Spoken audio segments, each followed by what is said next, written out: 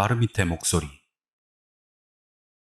투고자 미캉님, 30대 여성 주부. 체험 장소 야마나시현 미나미 코마군. 今から20年近く前の話です。山梨県に住む私 지금으로부터 のおばあちゃん 20년 の 가까이 家 전 は山 이야기입니다. 川に囲まれ、田畑が 야마나시현에 사는 우리 할머니 집은 산과 강으로 둘러싸여 논밭이 펼쳐진 풍부한 자연 속에 있는 곳이었습니다. 딱 시골 마을이라는 호칭이 들어맞는 몇 채의 집이 모인 속에 할머니가 사시는 그 단층집이 있었습니다. 이 이야기는 당시 고등학생이었던 제가 부모님과 같이 그 할머니 집에 머무르며 놀러 갔을 때 이야기입니다. 그날은 날씨도 좋아 점심때는 가까운 하이킹 코스를 걸어 대자연을 맛보고 그 공기를 가슴 가득 들이마시고, 밤에는 지역 특산물을 잔뜩 먹는 너무도 즐거운 시간을 보냈죠. 시골은 밤도 빨리 찾아와 저녁 식사를 마치고 저는 바로 욕실로 들어갔습니다. 타일이 깔린 복고풍의 욕실은 너무도 기분이 좋아 저는 천천히 목욕물에 몸을 담그고 있었습니다. 하루의 피로도 싹 가셔버릴 것 같은 기분 좋은 욕조에 몸을 담근 채 문득 시선을 들자 창밖에서 순간 사람 그림자가 스쳐가는 게 보였습니다. 엄마인가? 아니면 할머니? 그때는 그 정도로만 생각했고 저는 그 사람에 대해 별로 신경을 쓰지는 않았죠. 목욕을 마치고 탈의실을 나오니 마침 거기에 할머니가 계셔서 전 물어봤습니다. 아까 욕실 바깥쪽에 있었어? 아니면 엄마였나? 창문 밖으로 누군가 있는 것처럼 보였는데. 그러자 왠지 할머니는 갑자기 난처한 얼굴을 했습니다. 당황한 표정 그대로 할머니는 제 질문에 대답도 안 하고 이상한 말을 하기 시작했어요. 오늘 네 이불은 안쪽 방에 깔아놨다. 하지만 절대로 방 안에서 말을 하면 안 돼. 웃어도 안 되고 누가 무슨 말을 물어봐도 대답해서도 안 된다. 절대로. 갑자기 할머니가 뭔가 무서운 말을 하시는 것 같아서 왜? 그럼 엄마랑 같이 방에서 잘래. 저는 불안해져서 한 말입니다만 불간에는 이불을 3장이나 깔지는 못해. 여하튼 그 약속만 지켜라. 라며 꼭 저를 설득하는 듯한 말을 하실 분이었습니다. 어쩔 수 없이 저는 할머니 말씀대로 안쪽 방으로 가서 봤더니 거기에는 제 이불만이 깔려 있었고 부모님 이불은 그 옆 좁은 불간에 깔려 있었습니다.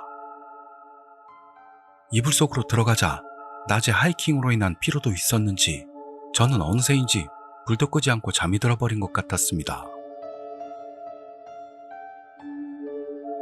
문득 눈을 떠보니 새벽 2시를 넘길 무렵이었습니다. 2시야? 불도 켜놓은 채로네. 끄고 다시 자야겠다. 그렇게 생각하고 일어나서 불을 끌 때였습니다. 희미하게 사람 목소리 같은 게 들려왔던 겁니다. 저도 모르게 응? 하고 저도 목소리가 나오려던 순간 할머니에게 들었던 말을 떠올렸습니다.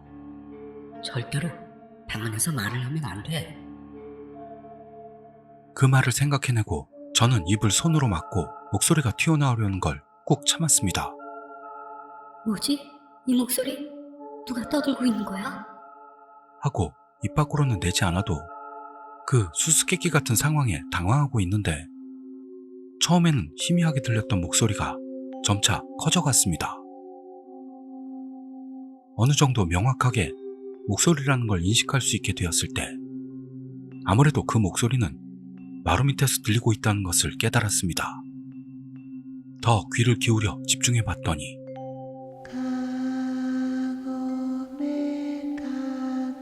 하는 여성의 노랫소리 같은 게 들려왔는가 싶었더니 꽃을 들자. 어여쁜 꽃을. 라며 누군가에게 말을 거는 것 같이도 들려왔습니다. 그러는 동안 목소리는 저에게 말을 걸듯 있잖아. 거기에 있지? 그렇게 들린 순간 단숨에 온몸에 소름이 돋았습니다. 대체 이 목소리의 주인은 누구인가? 왜 저를 부르는 건지 아무것도 모른 채 저는 공포에 떨고 있었습니다. 어쨌든 지금은 할머니의 당부만을 지키려고 저는 이불 속에 머리까지 집어넣고 절대로 목소리를 내지 않도록 손으로 입을 가렸습니다. 그대로 벌벌 떨면서 참고 있었더니 극도의 긴장감과 피로 탓이었는지 저는 그대로 잠들어 버린 것 같았습니다. 다음에 눈을 뜨니 방에는 아침 햇살이 들어오고 있었죠. 주의 깊게 귀를 기울였습니다만 마루 밑에서의 목소리도 들리지 않게 되어 있었습니다. 저는 바로 이불에서 빠져나와 아침을 만들고 계신 할머니가 있는 곳으로 갔습니다. 무서웠어. 여자 목소리가 났어. 하지만 절대로 목소리를 안 내도록 했어. 겁에 질려 지난밤의 체험을 털어놓는 저를 보고 할머니는 요리하던 손을 멈춘 채 천천히 이런 말을 했습니다. 그 사람 역시 아직도 있구나. 고개를 숙이고 낙담한 것 같은 목소리로 그렇게 중얼대더니 할머니는 저를 보고는 하지만 네가 제대로 약속을 지켜줘서 다행이다. 그러면서 저를 안아주셨습니다. 그리고 할머니는 제가 자던 안쪽 방에 대해 이야기를 해주셨던 겁니다. 몇 년 전 할머니 집에 아는 분의 따님이 묵으러 온 적이 있었다고 합니다. 그때도 그 따님에게 욕실에 들어가게 한 뒤 안쪽 방에 깔아둔 이불에서 자라고 했는데요. 다음날 아침 그 따님에게서 이런 말을 들었던 겁니다.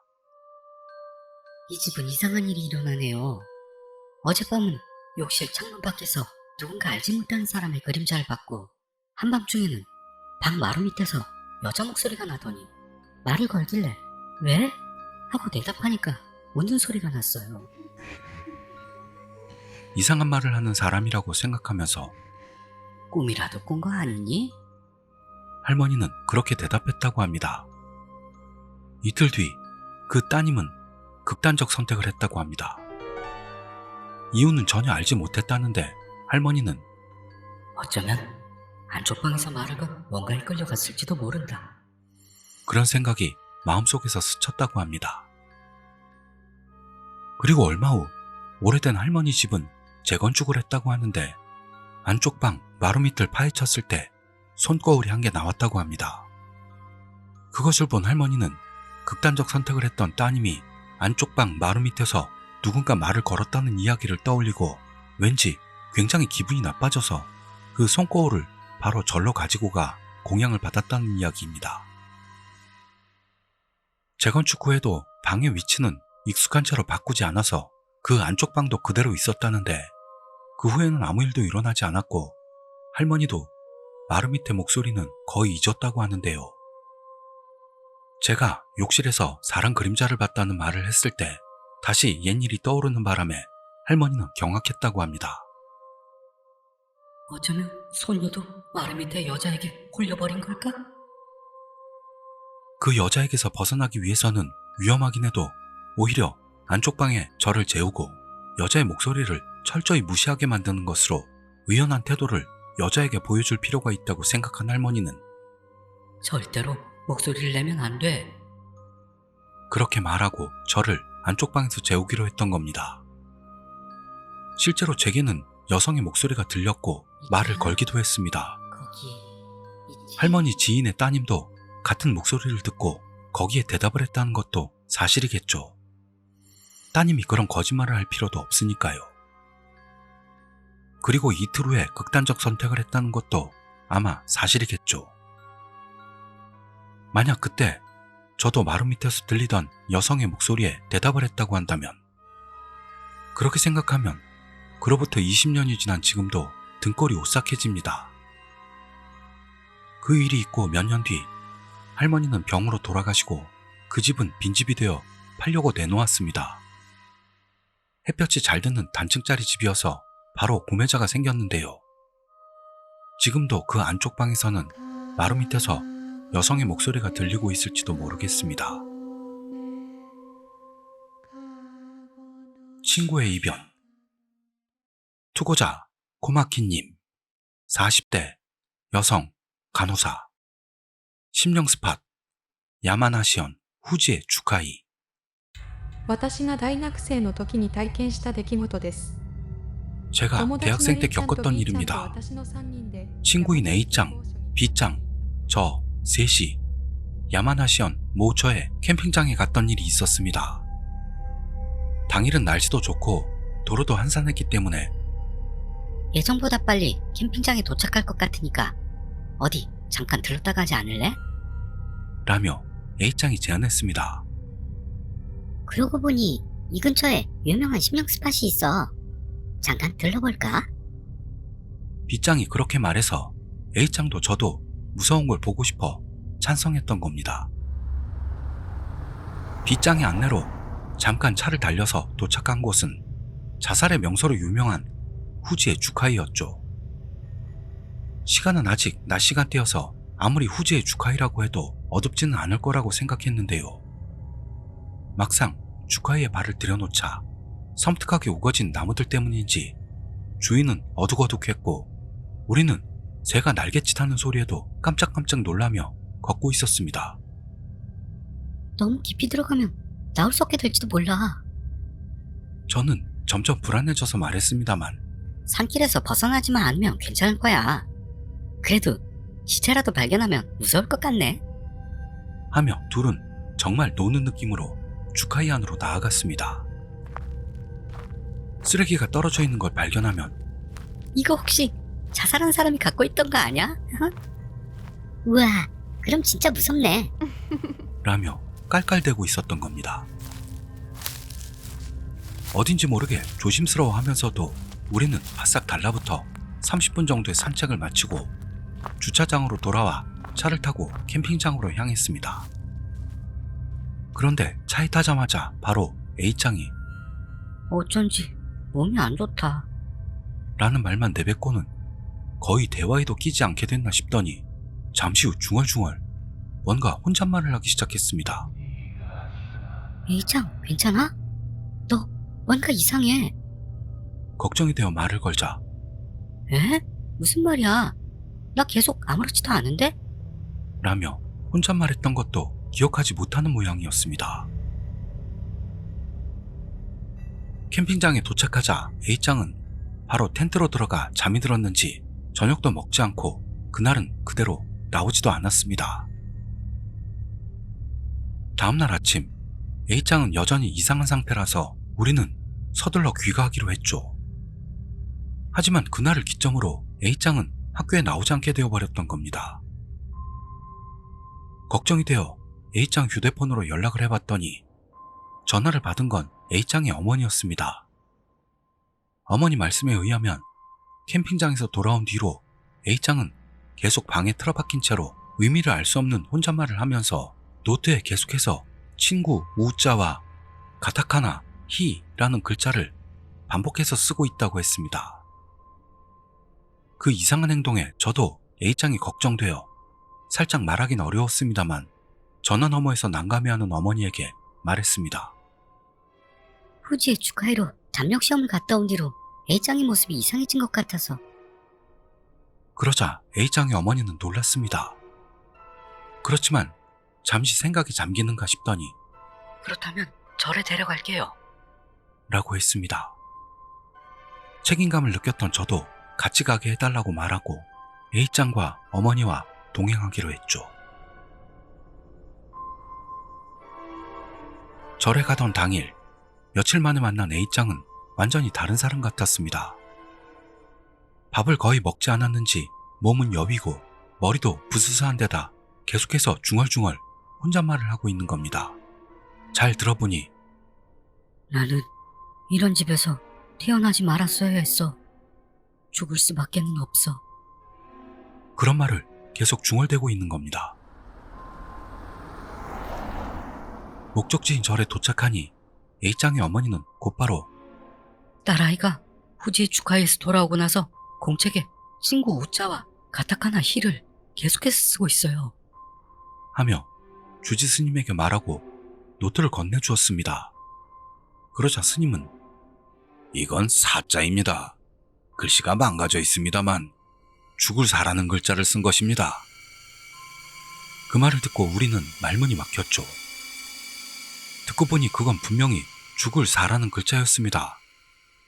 너무 난잡하게 쓰인 죽을 사라는 한자가 친구 우나, 가타카나 히 그렇게 두 가지 글자로 보였던 겁니다. 노트에 무수히 새겨진 죽을 사라는 글자를 보고 저는 다시 한번 등줄기가 얼어붙는 것을 느꼈습니다. 그 후 후지의 주카에서 했던 우리의 행동을 상세하게 설명하고 있자 말을 마치기도 전에 주지 스님은 천천히 불경을 외우기 시작했습니다. 저도 A짱의 어머니도 계속해서 합장을 하고 있었습니다. 그리고 불경이 끝나자 어라? 나 왜 절에 있는 거야? 라며 A짱이 갑자기 말을 했던 겁니다. 아까까지 공허했던 눈동자에는 생기가 돌아와 있었습니다. A짱의 어머니도 저도 이윽고 살 것 같은 기분이 들어 A짱에게 지금까지의 이야기를 물었습니다. A짱은 이 며칠간의 일을 전혀 기억하지 못하고 있었습니다. 후지의 주카이를 나오고 나서부터의 기억이 없고 A짱은 지금 막 처음으로 잠에서 깬 느낌인 듯 계속해서 숲속을 헤매며 걷는 꿈을 꾸고 있었다네요. 그 후 그 절의 주지 스님에게서 안일하게 심령 스팟 같은 건 가는 게 아닙니다. 여러 가지 사념이 남아있는 곳이니까요. 그걸 이렇게 가지고 올 수도 있는 겁니다. 알겠죠? 라는 가르침을 받고 우리는 크게 반성했습니다. 그러고 나서 A짱은 다시 건강해졌고 얼마 후에는 학교에도 다닐 수 있게 되었습니다. 우리는 장난삼아 심령 스팟에 들어가고 말았습니다만 경솔한 행동이었다고 크게 반성하고 있습니다. 그건 그렇고 A짱이 중얼거리던 혼잣말 나는 이런 집에서 태어나지 말았어야 했어. 죽을 수밖에는 없어. 그리고 노트에 계속해서 써내려갔던 죽을 사자. 이것은 역시나 A짱에게 자살자의 영혼이 붙었다는 것일까요?